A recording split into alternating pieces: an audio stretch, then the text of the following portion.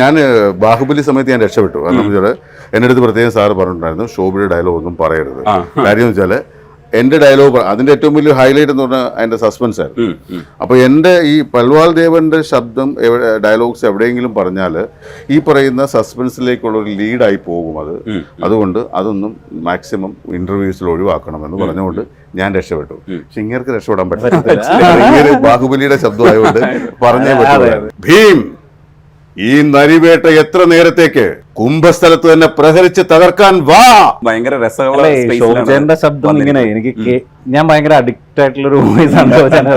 ഇങ്ങനെ അത് ചുമ്മാ ഒരു മീറ്റർ ഉണ്ട് പുള്ളി പറയുന്നതിനൊരു താളമുണ്ട്. അത് ഭയങ്കര രസമുള്ള ഒരു താളമാണ്. ഇനി അരുണ്ട് ഊഴമാണ്.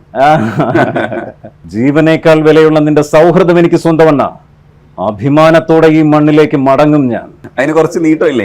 ഇനി ഒരു ഡയലോഗും കൂടി ട്രെയിലറിലുള്ളത് അറച്ചറച്ചോ ഒളിച്ചൊളിച്ചോ അല്ല, തകർത്തെറിഞ്ഞിട്ടാവണം.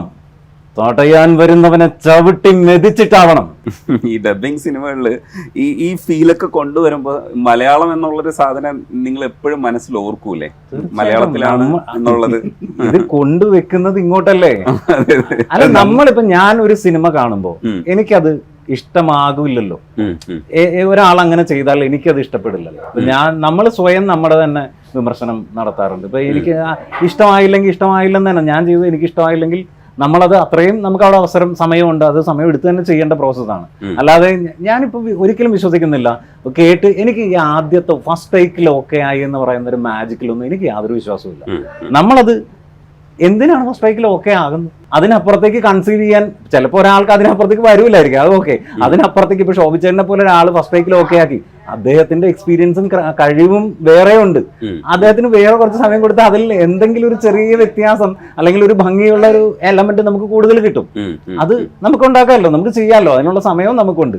അതങ്ങനെ ചെയ്താൽ മതി. ഇപ്പോ അരുണ ഏറ്റവും കൂടുതൽ അറിയപ്പെടുന്നത് തന്നെ ഇപ്പൊ അറിയപ്പെടുന്നത് ഇനി മാറാൻ പോകുന്നുണ്ട്. പക്ഷെ ഇപ്പൊ അറിയപ്പെടുന്നത് ബാഹുബലി ആയിട്ടാണ്. പ്രഭാസിന്റെ വോയിസ് കൊടുത്തു എന്നുള്ളതാണ് അരുണിന്റെ ഏറ്റവും വലിയ ഐഡന്റിറ്റി. ഇപ്പൊ ജൂനിയർ NTR എന്നുള്ളത് ഈ പടത്തിലൂടെ മിക്കവാറും ശ്രദ്ധിക്കും. പക്ഷെ ആ ഐഡന്റിറ്റി മാറില്ല. തീർച്ചയായിട്ടും. ഇപ്പൊ KGF ചെയ്തിട്ടുണ്ടെങ്കിലും ബാഹുബലി ചെയ്തിട്ടുണ്ടെങ്കിലും ബാഹുബലിയാണ് എന്നെ സംബന്ധിച്ച് എനിക്കൊരു ആളുകളിലേക്ക് റീച്ച് ഉണ്ടാക്കി തന്നൊരു. ഇനി എല്ലാവരും കാത്തിരിക്കുന്ന KGF 2 ആണ്. തീർച്ചയായിട്ടും. എന്താണ് അതിന്റെ ഒരു അവസ്ഥ? എന്താണ് ഇപ്പൊ ഒന്നും പറയാൻ പാടില്ലാത്തൊരവസ്ഥയിൽ നിൽക്കുകയാണ്. തീർച്ചയായിട്ടും നമുക്ക് പറയാം. നമുക്ക് ഇതുപോലെ ഇരുന്ന് എന്തൊക്കെ സസ്പെൻസ് ഉണ്ട് കേട്ടോ, കുഴപ്പമില്ല. തീർച്ചയായിട്ടും ഉണ്ട്. ആ രീതിയിൽ തന്നെ നമുക്ക് പോവാം. പക്ഷെ അതെന്താണെന്നോ അതിനെക്കുറിച്ച് ഇപ്പൊ ഒന്നും അതിന്റെ ട്രെയിലർ പോലും ഇറങ്ങാൻ പോകുന്നതേ ഉള്ളൂ. അപ്പൊ നമുക്കിപ്പോ അതിനെക്കുറിച്ച് പറയാനുള്ള ഒരു അനുവാദവും ഇല്ല. പറഞ്ഞാൽ അത് ശരിയുമല്ല.